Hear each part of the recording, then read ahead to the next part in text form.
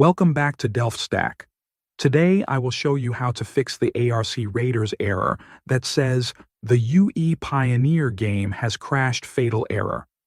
The first solution is to change the Global Illumination setting in the game. Open the graphics settings and look for Global Illumination or RTXGI. Set it to static or low.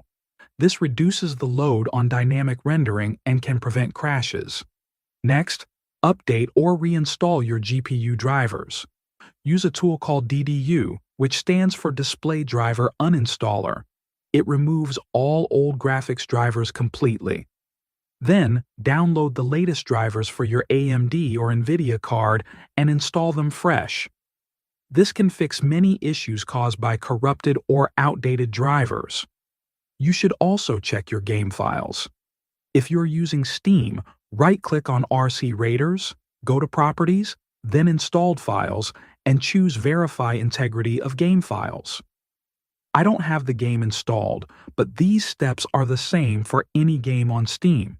It will check for missing or damaged files and replace them automatically. Finally, if the game is installed on a hard drive, try moving it to a solid-state drive.